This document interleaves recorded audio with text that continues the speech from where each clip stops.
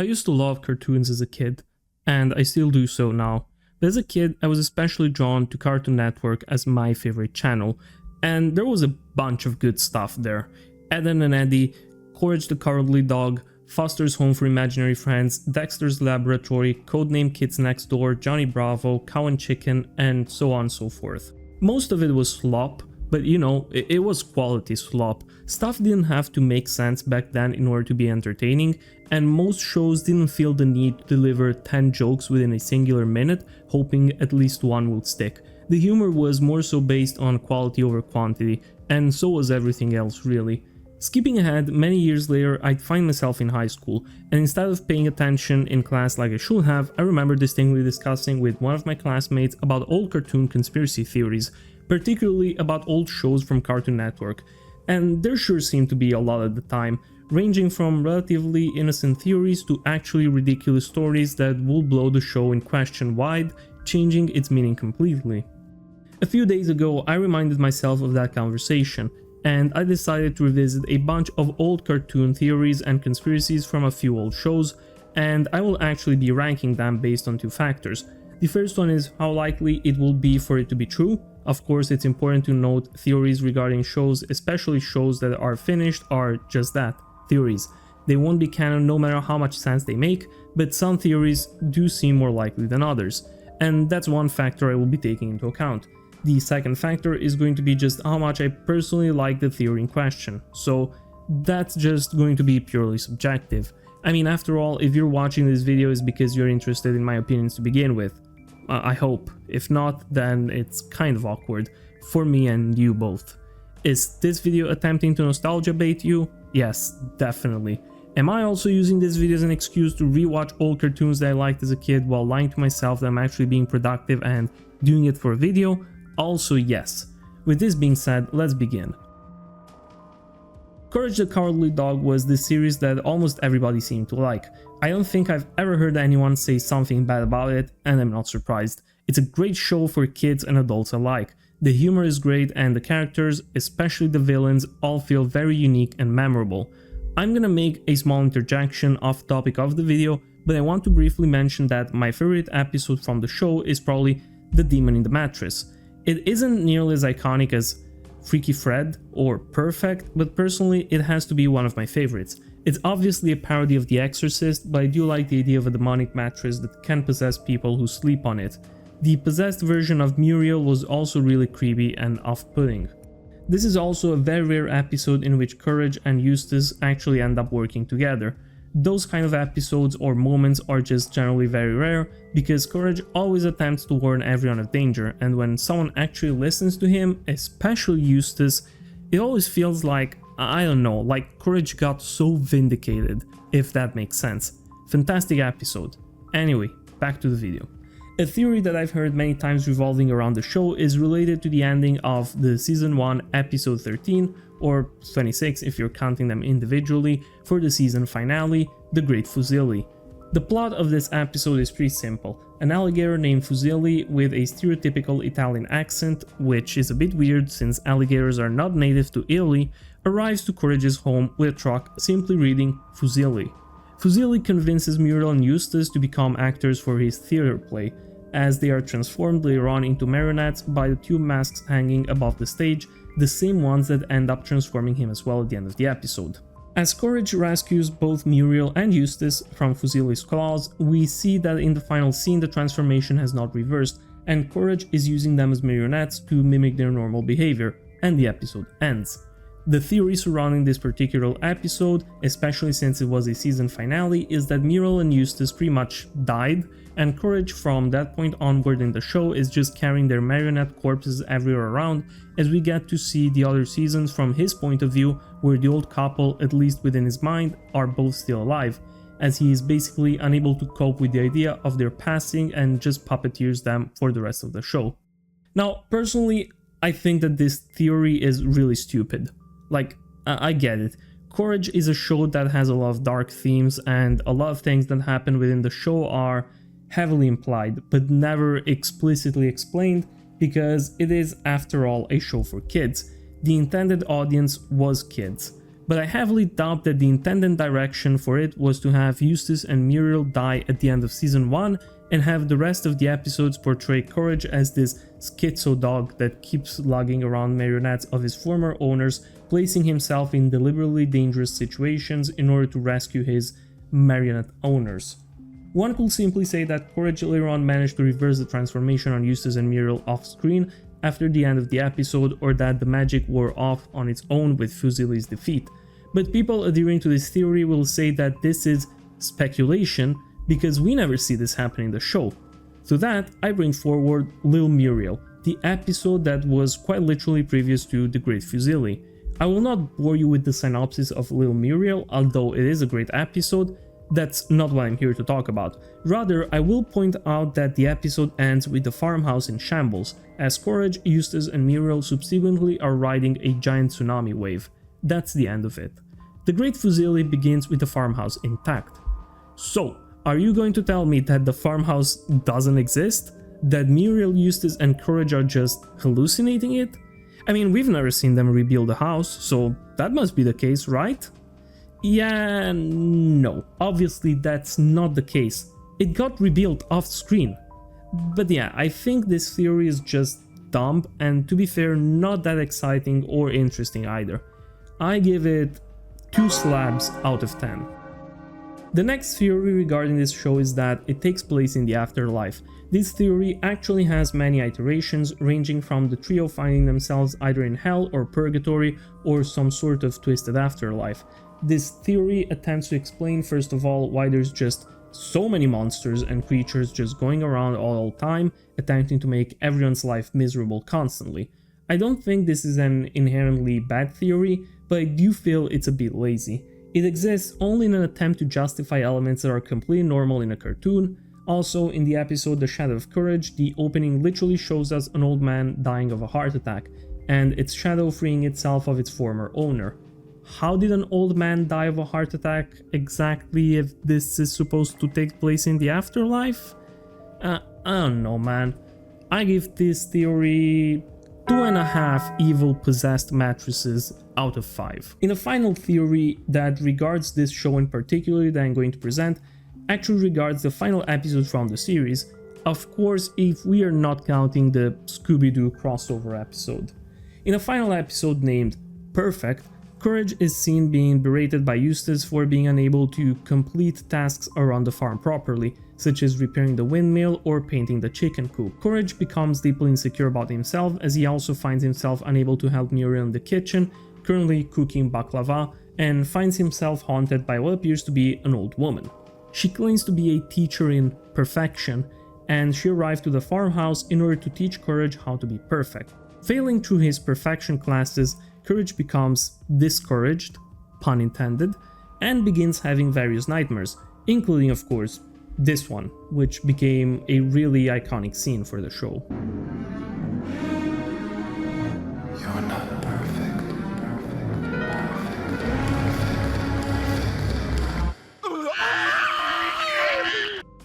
Also, while writing the script for this video and researching the series and theories surrounding it, just as a side note, I ended up finding out that this creature is apparently a nightmare version of the bugle that Eustace gets at the beginning, as they are similarly shaped, and honestly, yeah, I can kinda see that. Anyway, after a night of constant nightmares, Courage attends to his final perfection exam. Before attending the exam, he excuses himself to the toilet, where he ends up talking to the dead fish that he and Muriel were to prepare for dinner. The fish convinces Courage that he shouldn't be so hard on himself, and that he is already perfect the way he is, flaws and all.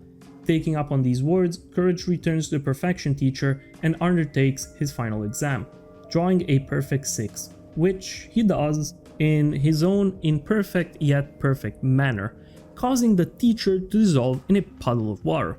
We see that by the end of the episode, Muriel did not manage to cook a good baklava, as it turned into a sort of bubblegum, while Eustace is still struggling to play his broken bugle. These details help Courage realize that nobody's in fact perfect, and that he should never hold himself up to impossible standards set by others. Now, while most of the creatures and monsters that appear through the series have always been more than capable of interacting with the world around them, of hurting Courage, Muriel and Eustace or others, A popular theory suggests that the perfection teacher was in fact not a real person. She was a manifestation of Courage's anxiety and strive for unattainable perfectionism. This theory is supported by the fact that during the whole episode, neither Muriel nor Eustace seem to take notice of this woman who has apparently been dwelling in the residence. At the same time, she was able to point during the episode towards Dilung, using him as a comparison of perfection for Courage. Although that could be simply brushed off as Dilung himself simply having no involvement in the whole thing and being just coincidentally there, building an Eiffel Tower in the middle of nowhere for no reason, as we all often do. Overall though, I feel like this is a solid theory. It's well supported by most of the episode as well, and it does make sense within context. It's also a simple theory compared to the rest. It doesn't ruin or drastically change the premise of the show whatsoever either, so adhering to it doesn't really do much other than adding a little more depth and personal interpretation to what is already a really good and meaningful episode.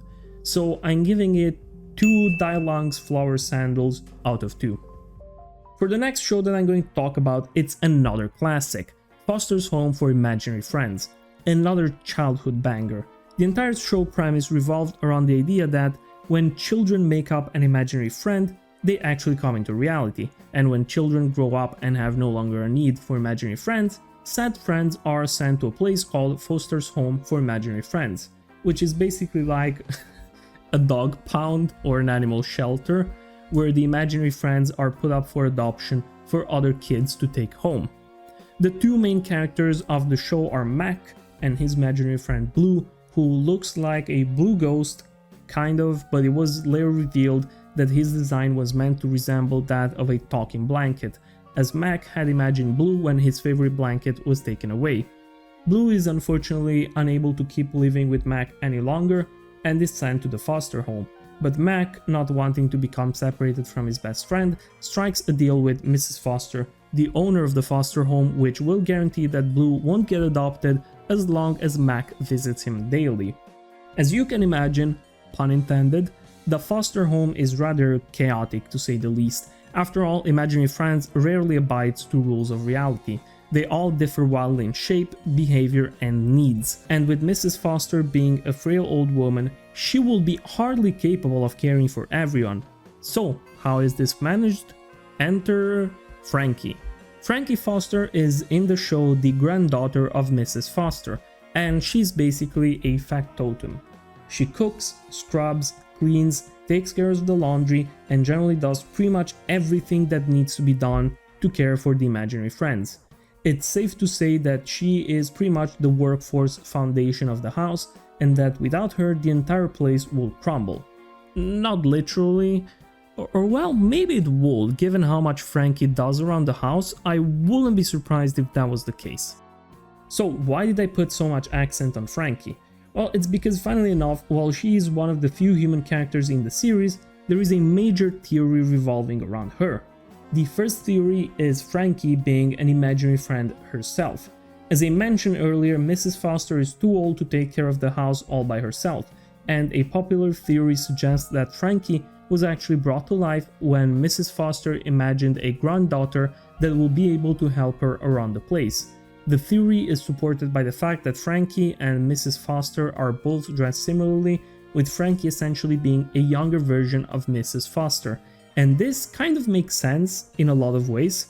After all, Frankie does take care of mostly everything in the house by herself, and it will be hard to imagine, pun not intended, a person being capable of doing everything she does on a daily basis, unless she was imagined specifically for that purpose, of course. It will also explain why Mr. Harriman, the big rabbit, president of the foster house and Frankie's boss, tends to be generally so harsh on her.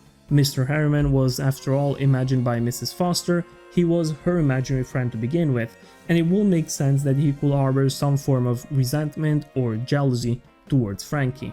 Well, I do personally like this theory, as it does add a layer of depth to the entire show without actually ruining any premise or drastically changing how we view it. The theory does fall apart, as apparently the show's creator, Craig McCracken, did disprove this by claiming that both Frankie and Mrs. Foster are indeed real humans. Regardless, I think this was still a pretty good theory, even if it ended up being directly contradicted. So despite that, I'm still willing to give it 3 cocoa eggs out of 5. Another theory regarding Frankie is one that was born out of a fan comic as a sort of an alternate fan theory ending to the series. This comic depicts Frankie as being autistic and the whole show just being, in the end, ironically enough, something born out of her own imagination, as she will spend her days staring into a snow globe depicting the foster house, making up all of the friends and adventures within it. This theory I don't even want to talk about too much. I may be a hypocrite and also way too cynical when it comes to stuff like this, but first of all, there is no proof or anything in the show that could support this theory to begin with, but most importantly, I really dislike theories like these that revolve around the concept of all in the head. The all in the head trope is, in my opinion, one of the worst plot twists you can add to practically anything. At the end of the day, let people enjoy whatever they enjoy, but this theory feels kinda weak and made up just for the sake of a cheap shock factor, so I'm giving it like 1 cheese out of 10. The next show that I'm going to talk about is a special one, at least for me. Edd'n Eddy was without any doubt my favorite cartoon as a kid. I must have watched every episode countless times. There was no better feeling than getting home from school, sit on the sofa, turn on the TV, zap to Cartoon Network and see that Edd'n Eddy was airing. Even the other shows, as good as they were, to me they meant almost nothing. They were nothing but an attempt to fill the void that was a lack of Edd'n Eddy. Man, that show, let me tell you, it was definitely something else. Every character was special and unique in its own. Every kid in the cul-de-sac was characterized by their own gimmick, which they stuck to every episode, and even the supporting characters were fantastic. Let me tell you, man, Danny Antonucci was a genius.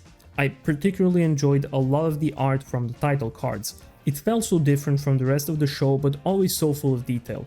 And man, don't get me started on the sound design. Seriously, back at that age, and honestly even now, hearing random sumo sounds was and still is peak comedy. A comedian, huh? So how is it that the best show has what is one of the worst and most insane theories around? What I'm talking about is the purgatory theory. The purgatory theory suggests that the 3 Eds, along with the rest of the kids in the cul-de-sac, are in fact all dead, and what we witness is their spirits stuck into this neighborhood, which is in fact a purgatory in the afterlife. This theory suggests that it is supported by the fact that each kid appears to be wearing clothes and living in homes that belong to different time periods. The fact that the tongues of each kid appear to have different colors, but never a natural color that you'd see for someone who is alive, and well, rather the tongues colors that corpses will have, and that there is a complete lack of adults, while the kids themselves seem to rarely, if ever, leave the cul-de-sac or the area surrounding it.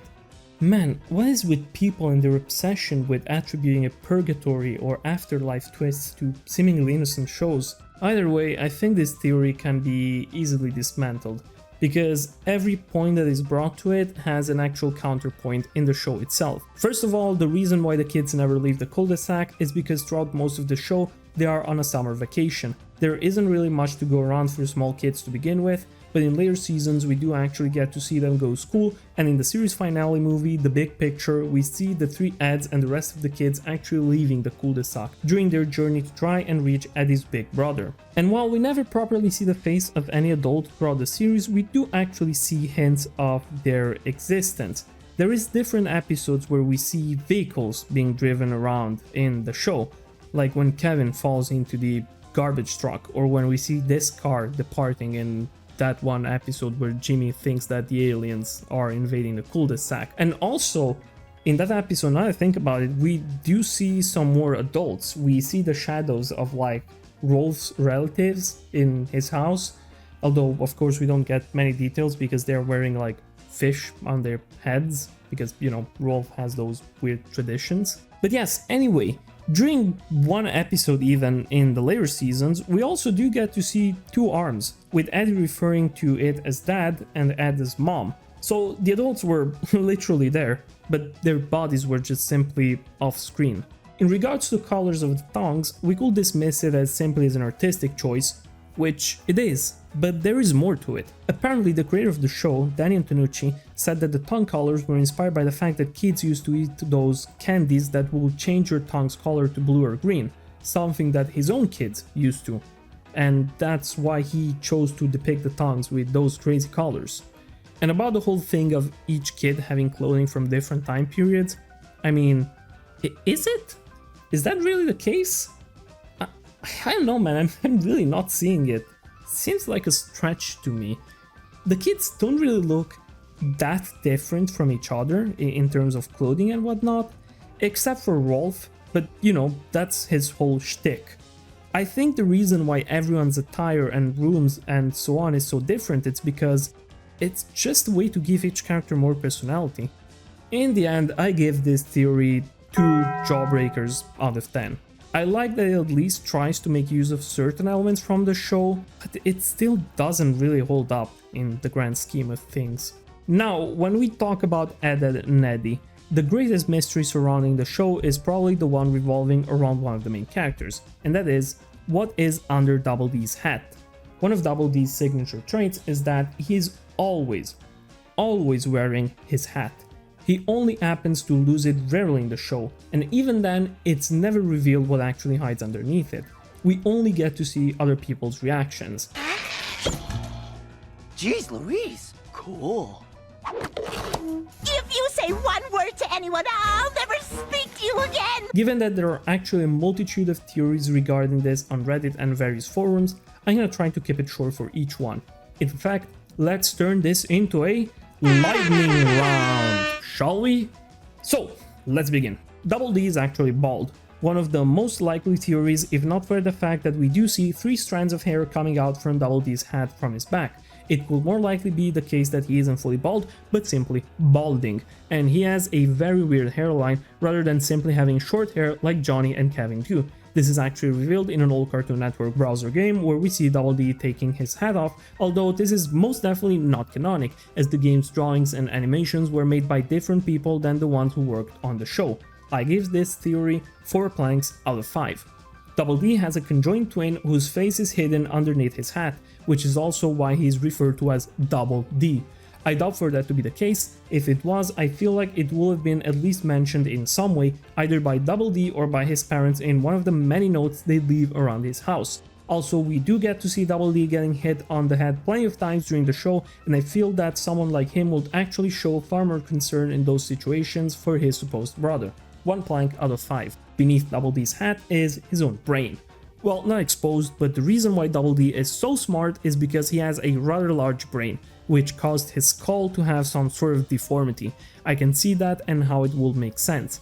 I'm giving it 3 planks out of 5. Underneath the hat, Double D hides a pretty bad scar. He's really self-conscious about it and hides it under the hat constantly. Solid theory, nothing too outlandish, and it will make sense for a kid to hide that, as kids in general can be really mean and quick to bully you for being different.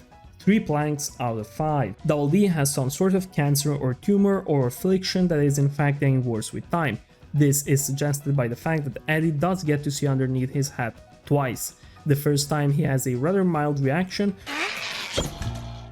Jeez Louise. while the second time his reaction is far worse and filled with disgust, My eyes, they're burning. You stop that! suggesting that whatever is underneath Double D's hat is getting worse, so a sort of weird tumor could make sense. 4 planks out of 5. Double D has a metal plate implanted on his head. These are used to repair skull defects after certain surgeries. This theory is supported by the fact that the very first time Eddie didn't seem to make much of a fuss about it, but they were indoors. When he gets to see the metal plate again, they are outside during the day, and the sun is reflecting off of the plate into Eddie's eyes, causing him to say the line. My eyes, they're burning. You stop that! Does it hurt, Double D? Oh, shush! Can we please get down to the business at hand? This is obviously something that Double D is ashamed of and prefers to keep hidden. Personally, I like this theory the most, although it is also unlikely, but I am willing to give it a 5 planks out of 5. Of course, there is no official answer to the question of what hides under Double D's hat, and I think that not knowing is pretty much part of the joke. If you do have any theories yourself, let me know down in the comments. With this being said, I hope you liked this video. I wanted to cover a lot more cartoons and theories, but I was afraid the video was going to get a little bit too long for that.